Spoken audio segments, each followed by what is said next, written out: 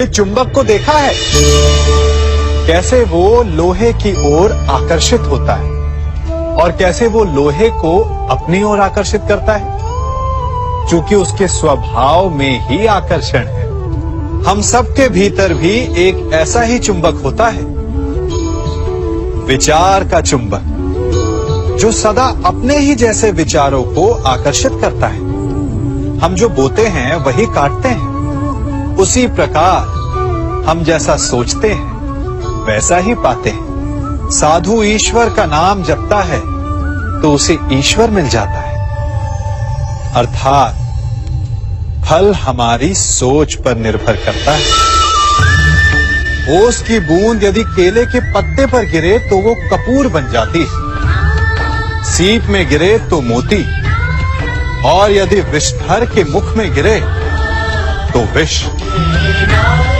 बूंद एक है परंतु उसके प्रारब्ध भिन्न है, क्योंकि उसे आकर्षित करने वालों का व्यवहार भिन्न है। इसलिए यह आप पर निर्भर करता है कि आपको भविष्य में विष चाहिए या अमृत। स्मरण रखिए, हम वही बन जाते हैं जैसा हम सोचते हैं, जैसा विश्वास रखते हैं। यह आपका विश्वास ही है जो ये निर्धारित करेगा कि आपको विष मिलेगा या अमृत। इसलिए अपनी सोच को सुदृढ़ रखिए, सकारात्मक रखिए, और फल भी सकारात्मक ही आएगा। जब से ये सृष्टि बनी है, नदी की धारा और चट्टान के मध्य सदा संघर्ष रहा है, परंतु हर बार चट्टान की कठोरता को हारना पड़ता है, और नदी की धारा कोमल होते हुए भी कठोर चट्टान को काट देती है। कभी सोचा है क्यों चट्टान इतनी कठोर और जल इतना कोमल, चट्टान इतनी दृढ़ और जल इतना लचीला? फिर भी सदा जल कठोर चट्टानों के मध्य से अपना मार्ग बना ही लेती है। कारण केवल एक है, और वो है लगातार चलने की क्षमता।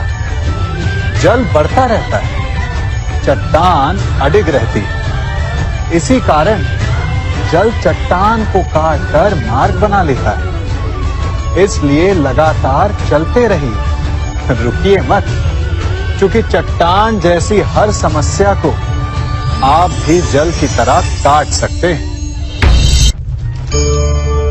इस फल को देख रहे हैं आप? अभी अभी अपनी डाल से अलग हुआ है। बड़ा दुख होता है ना जब आप अपने उद्गम से अलग होते हैं, परंतु ये दूरी भी आवश्यक है। अब इस फल को ही ले लीजिए। अपने जीवनदाता वृक्ष से अलग होकर ये ना केवल किसी की भूख शांत करेगा, अपितु इसके भीतर के बीज से एक नए वृक्ष का सृजन भी होगा और कई फल जन्मेंगे। सृजन की प्रतिक्रिया में पीड़ा आवश्यक है। यदि पीड़ा नहीं होगी तो सृजन नहीं होगा।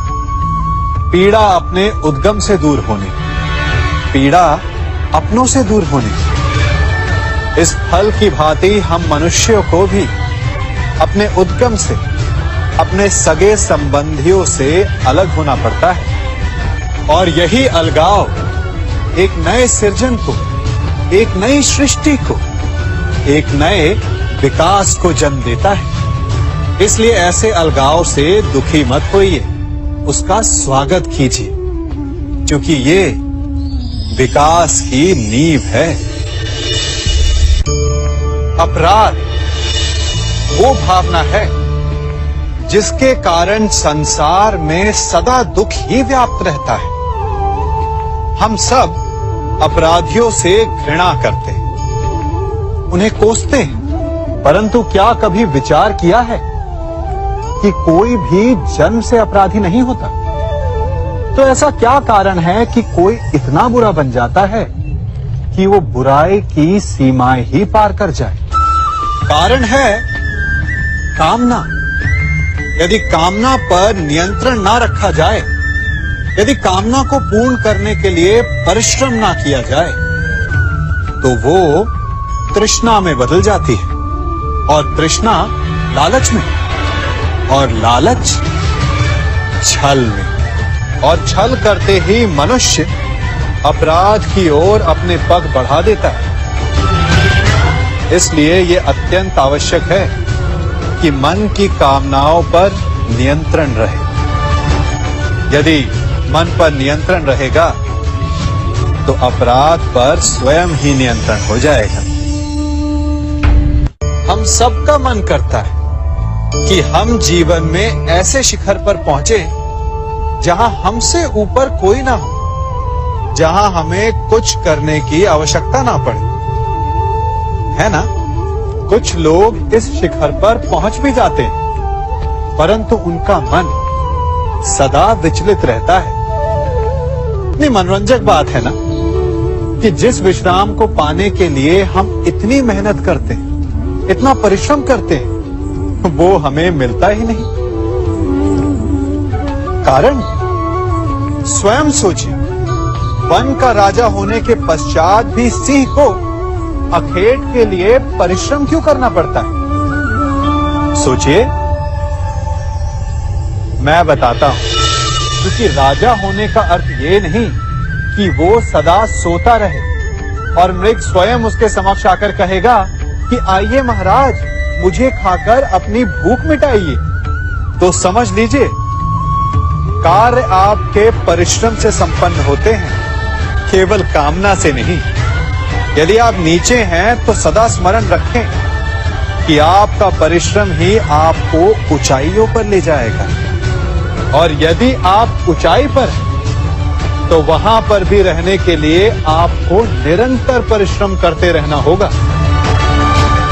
अर्थात परिश्रम से मुक्ति नहीं है, क्योंकि परिश्रम ही जीवन है।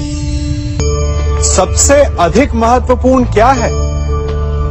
जीवन, या जो जीवन में पाया, यात्रा, या यात्रा पूर्ण करने के बाद पाया गया लक्ष्य, कर्म या उसके फल? बहुत ही महत्वपूर्ण परंतु विकट प्रश्न है ना? परंतु तनिक धीरज से सोचेंगे तो इसका उत्तर अधिक कठिन नहीं है। यदि जीवन यात्रा है तो उसका लक्ष्य क्या होना चाहिए? स्वयं सोचिए। मान, संतान, धन? नहीं ना। अंतिम लक्ष्य है परम आनंद, और ये अचानक से नहीं मिलता। इसे पाने का केवल एक ही उपाय है, और वही आपका कर्म है, वही आपकी यात्रा भी, और वही आपका प्रारब्ध भी है।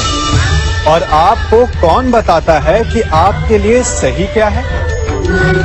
वो है आपका मन, जो मस्तिष्क की भांति हानि और लाभ नहीं सोचता, जो आपको ये बताता है कि शुभ किसमें, संसार का कल्याण किसमें, आनंद किसमें। यदि आपका मन संयमित है तो वो आपका सबसे महत्वपूर्ण मार्गदर्शक है, जो आपकी यात्रा, आपका लक्ष्य, आपके कर्म और उसके फलों को सबको शुभ बना सकता है।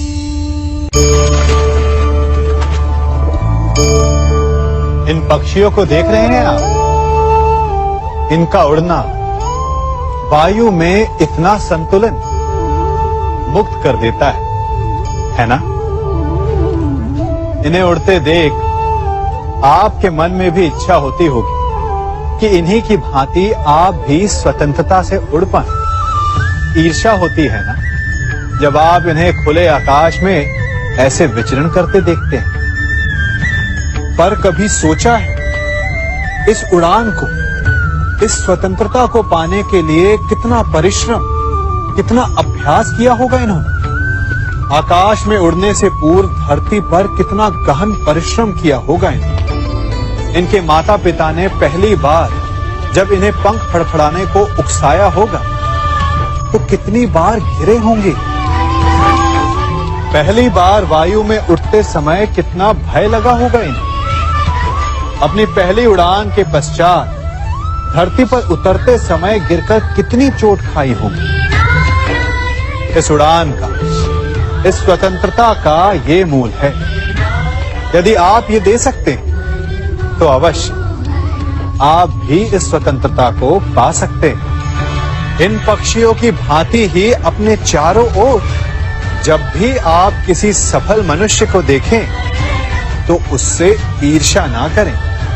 उसके परिश्रम और पीड़ा को समझने का प्रयास करें जो उसने यहां तक पहुंचने में पाई है। प्रेरणा लें, प्रयास करें और स्वयं भी सफल हो जाएं।